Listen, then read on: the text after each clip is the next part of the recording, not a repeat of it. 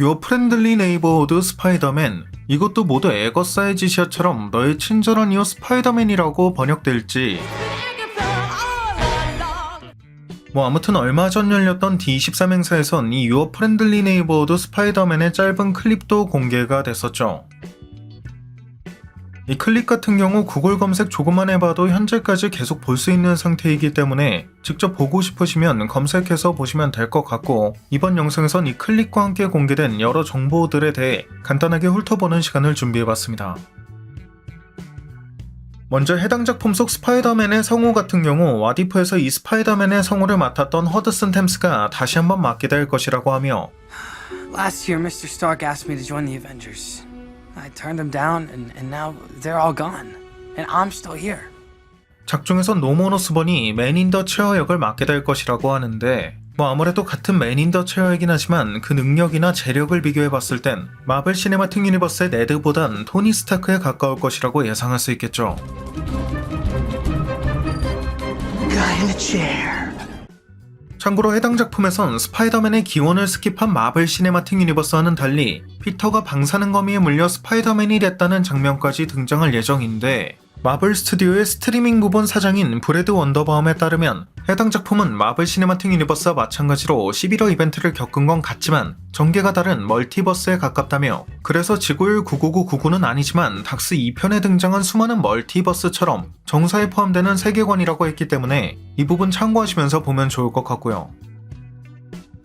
이번 영상에선 굳이 강조하진 않겠지만 마블 스튜디오의 한 파트를 맡고 있는 사장이 케빈 파이기가 이미 616을 선포한 이후의 시점인 22년 인터뷰에서 지구율 99999를 다시 한번 언급했다는 것도 눈여겨볼 만한 부분이겠죠. Don't even get me started on Doctor Strange and the little nerd back on Earth 1999. 아무튼 재밌는 건 해당 유니버스의 피터가 거미에 물리는 순간이 바로 베놈 신비오트와 싸우기 위해 닥스가 포탈을 타고 넘어온 데였다는 점으로, 앞서 언급했듯 해당 작품의 배경 또한 정사에 포함되는 멀티버스 중 한 곳인 점이나, 개인적으론 닥스가 멀티버스의 인커전을 일부러 일으키고 있는 여러 세력 중 한 곳일 것이라고 예상하고 있다는 점에선 이러한 애니메이션 작품에까지 닥스가 넘어왔다는 게 아주 흥미로운 점이라고 볼 수 있겠죠. You caused an incursion, and we're gonna fix it.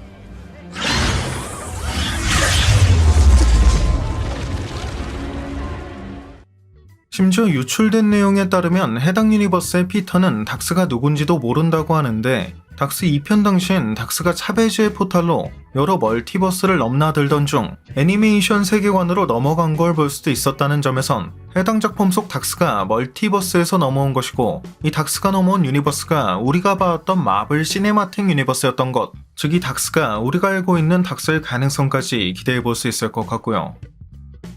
물론 앞선 닥스 2편 당시에도 닥스는 해당 작품의 배경이 된 616으로 넘어와 이곳의 예법을 모르면서도 아는 척을 했던 것처럼, Our universe is 838, and we've designated yours 616.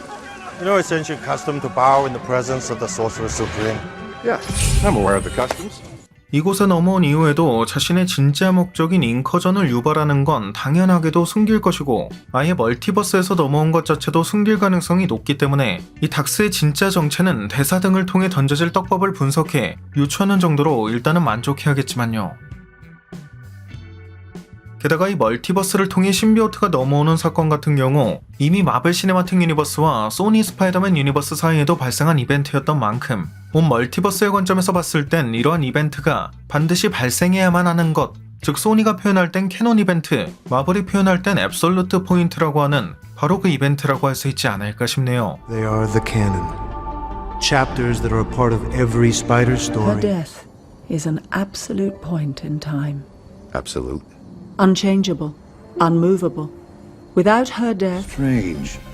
The mystics of Kamartaj speak of absolute points, events that occur across all timelines. 클립을 통해 볼 수 있었던 전체적인 애니메이션의 스타일은 거미줄을 발사할 때 생기는 효과음 등을 글자로 표현했다는 점 등에선 소니의 어더버스와 조금 흡사한 듯 했지만, 전체적인 분위기는 마블의 원작 코믹스와 더 흡사한 느낌이었고, 때문인지 클립 중간에도 스파이더맨 관련 마블 코믹스가 나열된 장면까지 등장하는 걸 볼 수 있었고요.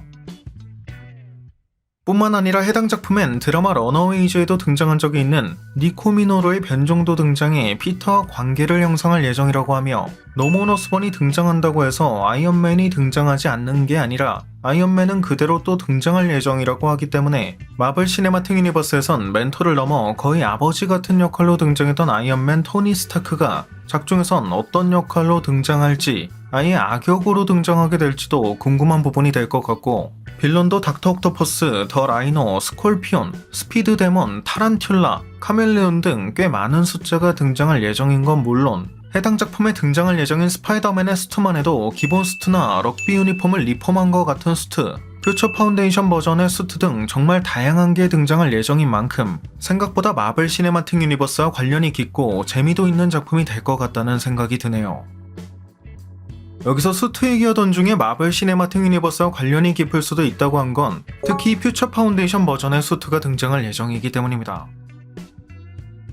사실 로다주의 닥터둠 복귀 소식 이후 그가 처음으로 등장할 예정인 작품이 판타스틱 4이기도 하고 이런 로다주의 닥터둠 합류 소식이 들리기 전부터도 판포가 멀티버스 사가에서 가장 많은 떡밥이 등장할 작품 중 하나라고 생각해 왔다는 점이나 애초에 이 판포는 멀티버스를 배경으로 한 작품이 될 것인 만큼 멀티버스 관련 떡밥이 등장하지 않을 수가 없다는 점에선 이 판포가 시기상으로도 아주 중요한 떡밥을 소개할 작품이 될 텐데 중요한 건 이번 코미콘 행사 등을 통해 공개된 것처럼 이 판포에 원작 코믹스의 리드가 설립한 적이 있는 퓨처 파운데이션이 등장할 예정이고 원작 코믹스에선 스파이더맨이 이 퓨처 파운데이션의 멤버가 된 적이 있어 이런 퓨처 파운데이션 수트가 등장했다는 건 향후 해당 작품이 판포와도 연관이 있을 수 있다는 희망회로까지 돌려볼 수 있기 때문이죠.